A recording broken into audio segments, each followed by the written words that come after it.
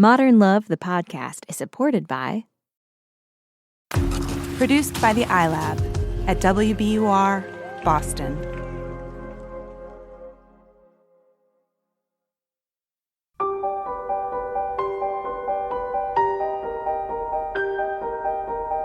From the New York Times and WBUR Boston, this is Modern Love. Stories of love, loss, and redemption. I'm your host, Meghna Chakrabarty.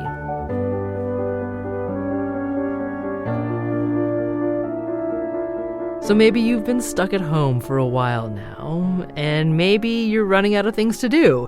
If you've already baked 3 sourdough loaves and watched everything currently available on Netflix, or if you just need a break from the stress, we have a suggestion. 36 Questions to Fall in Love. First, listen to Gillian Jacobs reading Mandy Catron's essay, To Fall in Love with Anyone, Do This. Then, if you feel like it, try the 36 questions with someone. You can find a link to all of the questions at wbur.org/modernlove. Then, send us a voice memo telling us about your experience. Did you discover something new about the person you did this with? Were there any questions that particularly struck you? Did the questions lead to love? Email us your voice memo at modernlove@wbur.org. Now here's Gillian Jacobs with Mandy Catron's essay.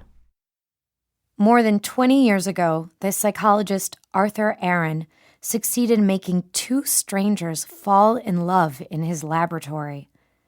Last summer, I applied his technique in my own life, which is how I found myself standing on a bridge at midnight, staring into a man's eyes for exactly 4 minutes.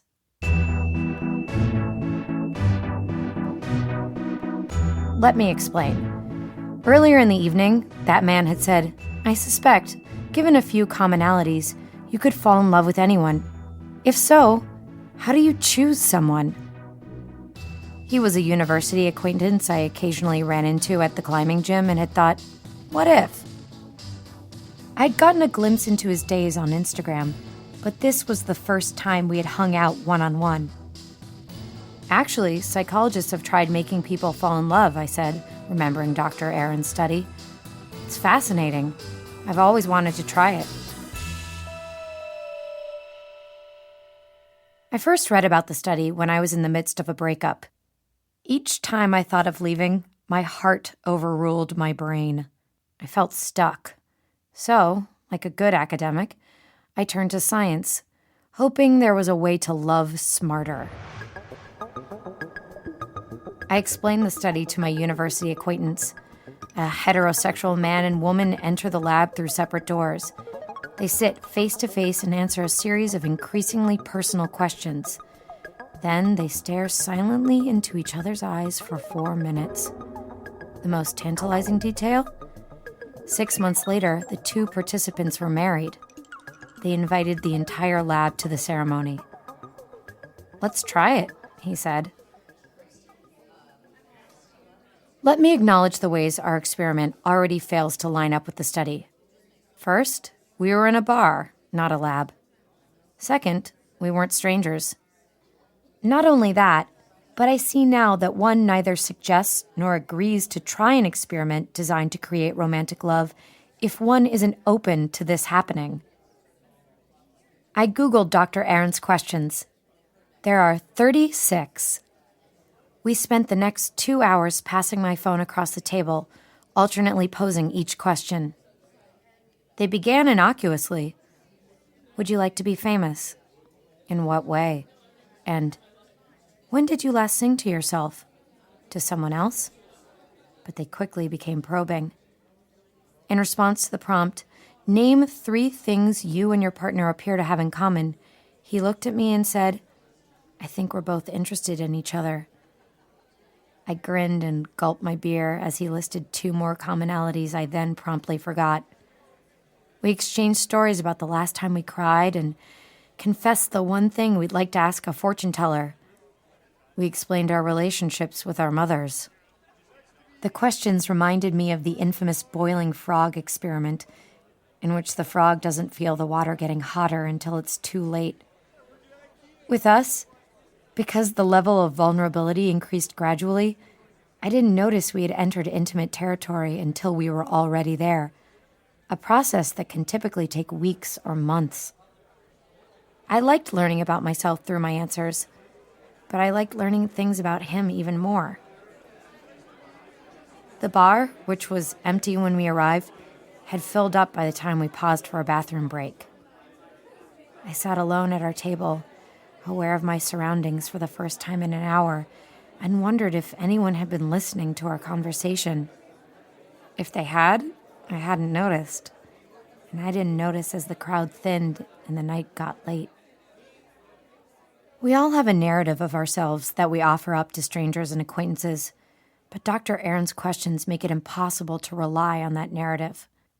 Ours was the kind of accelerated intimacy I remembered from summer camp, staying up all night with a new friend, exchanging the details of our short lives. At 13, away from home for the first time, it felt natural to get to know someone quickly. But rarely does adult life present us with such circumstances. The moments I found myself most uncomfortable were not when I had to make confessions about myself, but had to venture opinions about my partner. For example, question 22.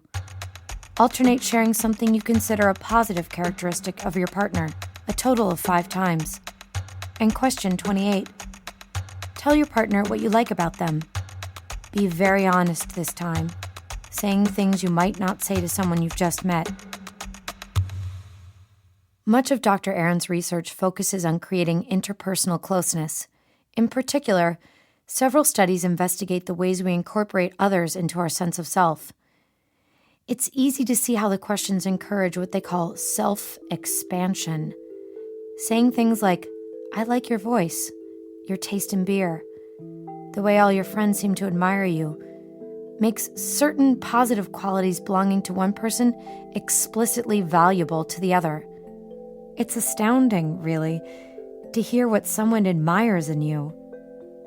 I don't know why we don't go around thoughtfully complimenting one another all the time. We finished at midnight, taking far longer than the 90 minutes for the original study. Looking around the bar, I felt as if I'd just woken up. That wasn't so bad, I said. Definitely less uncomfortable than the staring into each other's eyes part would be. He hesitated and asked, Do you think we should do that, too?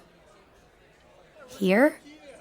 I looked around the bar. It seemed too weird, too public. We could stand on the bridge, he said, turning toward the window.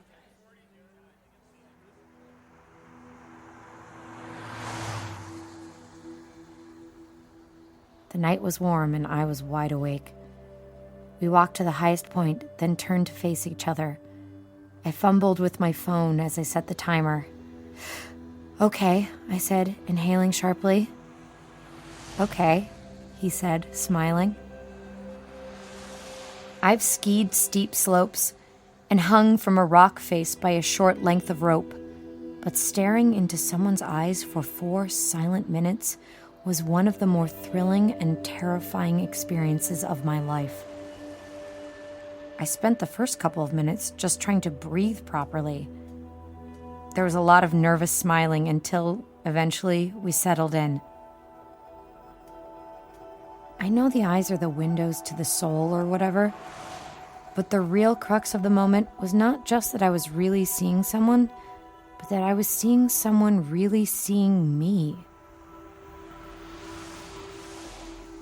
Once I embraced the terror of this realization and gave it time to subside, I arrived somewhere unexpected. I felt brave and in a state of wonder.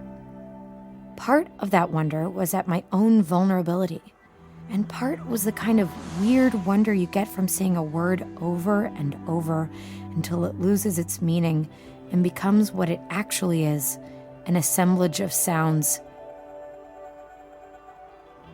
So it was with the eye, which is not a window to anything, but rather a clump of very useful cells. The sentiment associated with the eye fell away, and I was struck by its astounding biological reality. The spherical nature of the eyeball, the visible musculature of the iris, and the smooth, wet glass of the cornea. It was strange and exquisite.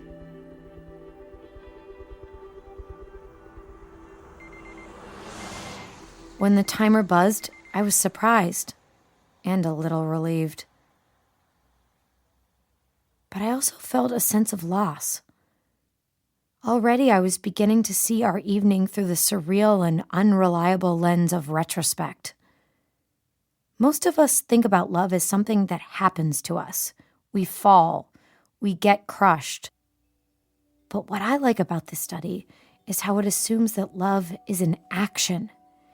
It assumes that what matters to my partner matters to me because we have at least 3 things in common. Because we have close relationships with our mothers, and because he let me look at him. I wondered what would come of our interaction. If nothing else, I thought it would make a good story. But I see now that the story isn't about us. It's about what it means to bother to know someone, which is really a story about what it means to be known. It's true you can't choose who loves you, although I've spent years hoping otherwise.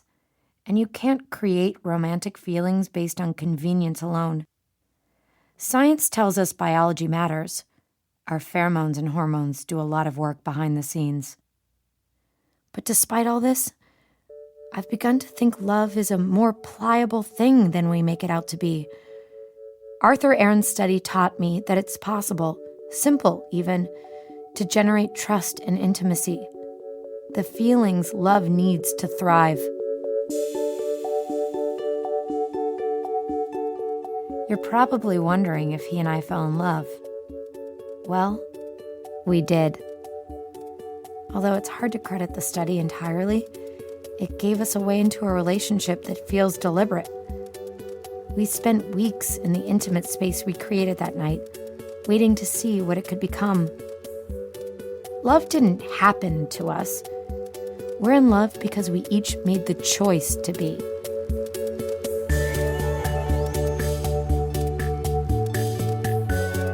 Gillian Jacobs, reading Mandy Catron's essay, To Fall in Love with Anyone, Do This. Gillian told us afterwards why she chose this story. I have an increasing interest in science, which has taken me by surprise. And so I thought that this essay gave an interesting insight into the biological and scientific reasons behind love, and is also kind of squishily romantic at the same time. Romantic for sure, especially the looking into each other's eyes for 4 minutes part. But is Mandy still in love with this guy? We'll find out after the break.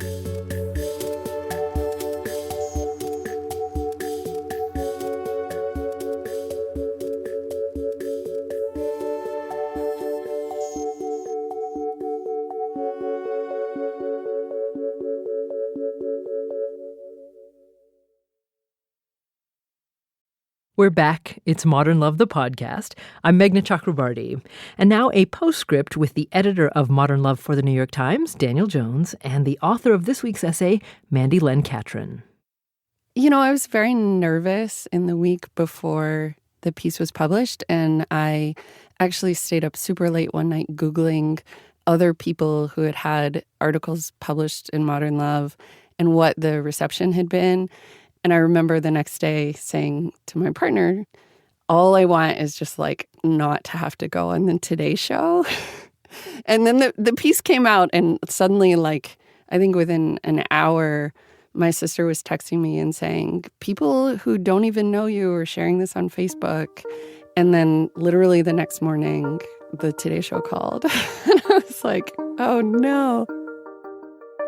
If someone were to ask what is the most fun I've ever had in publishing a Modern Love essay, it would have to be this one.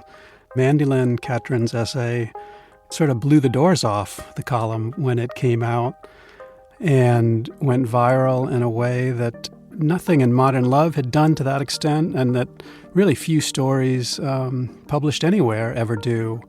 It led to an episode of The Big Bang Theory, where the characters in the sitcom were asking each other the questions. It led to several documentaries where people were summoned to warehouses and paired up and filmed, exchanging the questions. I wish I had statistics on couples that have resulted from it, but I know of at least a few that where the people contacted me directly. And not long after the essay came out, Mandy herself and her relatively new boyfriend were out having pizza, and her boyfriend typed something onto his phone and slid it across to her, and it said, "The people next to us are doing the 36 questions." And she looked up and looked over and listened, and sure enough, in their own pizza parlor, they'd inspired this couple to do the 36 questions. So it was just sort of a steamroller, and it went worldwide. So I think one of the important things to keep in mind about the 36 questions is that actually they've been used in a lot of different research, and really interesting research that has nothing to do with romantic love at all. So when Arthur Aaron first published these, he just wanted to see if he could create a sense of closeness between two strangers over the course of 90 minutes. I didn't think about it as like a life-changing experience. And I didn't think, oh my God, we're going to fall in love now. I just thought like, wow, that was fun. And it was meaningful. Like it felt like a really great way to get to know someone quickly. And I felt like we were really close and that we would continue to stay close. And I had no idea what form that intimacy would take, whether we would be really good friends or whether we would start a romantic relationship. It wasn't like we just fell in love over the course of the evening. We really actually just developed a really intimate friendship, and actually the relationship became more serious and more romantic about 3 months later.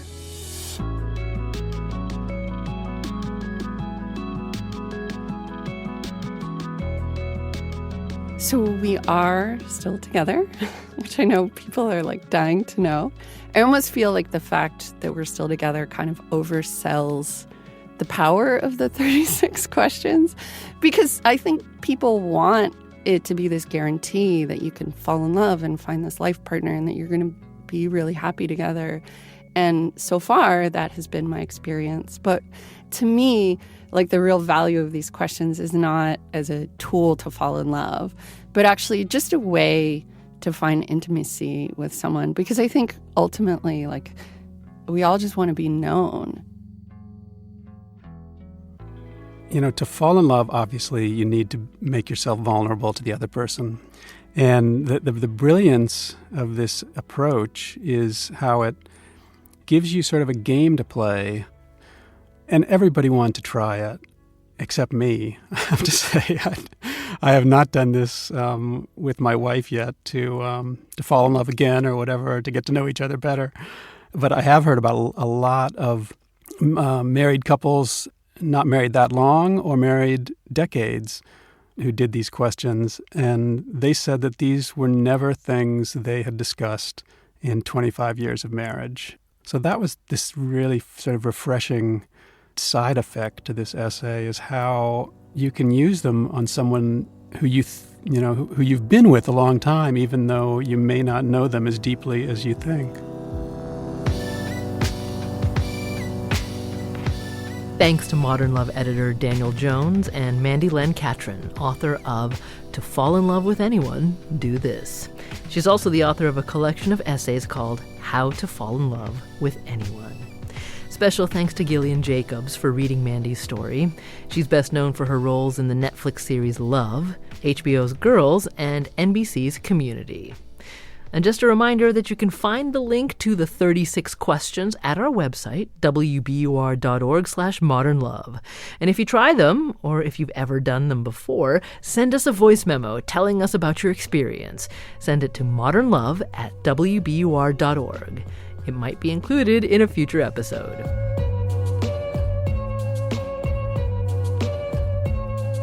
Modern Love is a production of the New York Times and WBUR, Boston's NPR station. It's produced, directed, and edited by Caitlin O'Keefe. This episode was originally produced by Amory Sievertson. Original scoring and sound design by Matt Reed. Iris Adler is our executive producer. We're edited by Catherine Brewer. Daniel Jones is the editor of Modern Love for the New York Times and advisor to the show. The idea for the Modern Love podcast was conceived by Lisa Tobin. Additional thanks to Mia Lee, Julia Simon, and Anya Stremian at the New York Times, and Paul Kalo at WBUR. Additional music courtesy of APM. I'm Meghna Chakrabarty. See you next week.